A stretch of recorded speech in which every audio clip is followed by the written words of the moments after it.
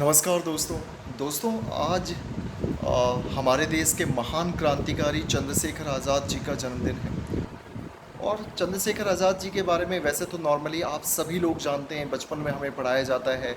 इतिहास के बारे में उनके बारे में जिक्र है कि वो कितने बहादुर थे, निडर थे, किस तरह वो अंग्रेज़ों के हाथ लास्ट तक नहीं आए और अंत में उन्होंने खुद को गोली मार ली। और इलाहाबाद में अल्फ्रेड पार्क में आज भी वो पेड़ है जहाँ वो गोली लगी थी और जहाँ वो मरे थे। लेकिन कुछ चीज़ें जब मैंने उनके बारे में पढ़ी तो दो चीज़ें ऐसे निकल के आई जो उन्हें हिंदुस्तान के सभी क्रांतिकारियों में सबसे आगे रखती है। और चंद्रशेखर आज़ाद एक ब्राह्मण घर से थे, एक ब्राह्मण गरीब परिवार से थे और 24-25 साल की उनकी महज उम्र थी। तो हुआ ऐसा कि चंद्रशेखर आज़ाद जो हिंदुस्तान सोशलिस्ट पार्टी उन्होंने बनाई, और उस पार्टी को बनाने के बावजूद भी और उनकी क्रांतिकारी गतिविधियों के बावजूद भी सबसे बड़ी बात ये थी कि चंद्रशेखर आज़ाद को कोई पहचानता नहीं था अंग्रेज़ों में से। तो बड़ी आपको हैरानी होगी जान के कि अंग्रेज़ों ने 725 भारतीय लोगों को सिर्फ इस बात की नौकरी दी हुई थी कि आप चंद्रशेखर आज़ाद के बारे में पता लगाओ, वो दिखता कैसा है, उसका हुलिया कैसा है। तो आप सोचिए कि एक ऐसा क्रांतिकारी जिसकी वजह से 725 भारतीयों को नौकरी मिली हुई थी, वो अंग्रेज़ों के पेरोल पे थे। कितनी बड़ी बात है, क्या ज़बरदस्त उनका अंडरग्राउंड काम था।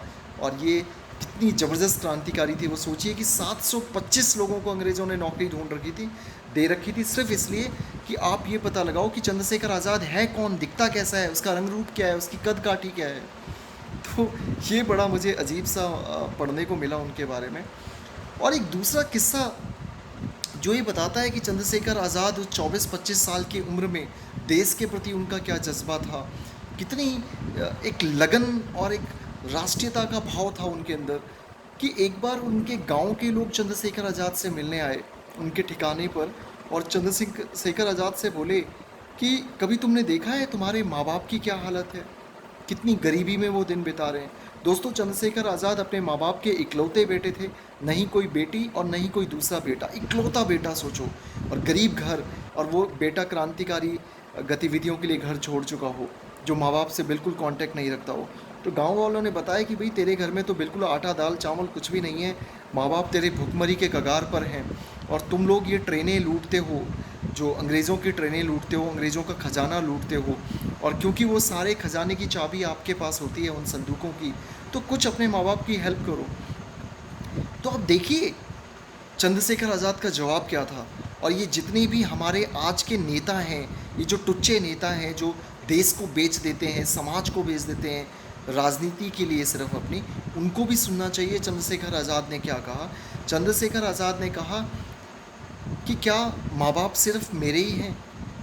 इस समय हिंदुस्तान में इतने क्रांतिकारी काम कर रहे हैं देश की आज़ादी के लिए, सबके माँ बाप हैं। तो मैं क्या कर सकता हूँ माँ बाप के लिए, जब मैंने इस देश, इस धरा को, इस मिट्टी को अपनी माँ मान लिया है और आज़ादी को अपना बाप मान लिया है, तो मैं क्या कर सकता हूँ। और दूसरी बात उन्होंने ये बोला कि मैं इस संदूक में से, इस खजाने से जो हम अंग्रेज़ों से लूटते हैं, ये हमारी क्रांतिकारी गतिविधियों को चलाने के लिए, इसमें से तो मैं कुछ नहीं दूंगा, लेकिन हाँ,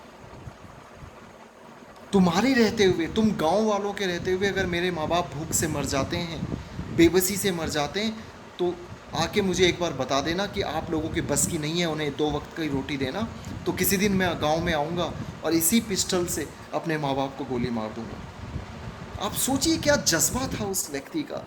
आज कहाँ हैं हम, कहाँ है वो राष्ट्रवाद, कहाँ है वो देशभक्ति, सिर्फ दिखावे की भक्ति हो गई है। डंडा झंडा राष्ट्रगान तक देशभक्ति सिमट के रह गई है।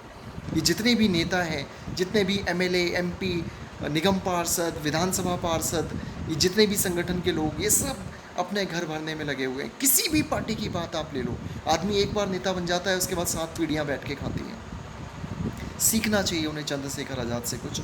तो उनके जन्म दिवस पर मैं याद कर रहा था उस महान योद्धा को, और उस 24-25 साल के उस ज़बरदस्त क्रांतिकारी को जिसको अंग्रेज़ अंत तक नहीं पकड़ पाए, चंद्रशेखर आज़ाद। धन्यवाद दोस्तों। जय हिंद, जय भारत।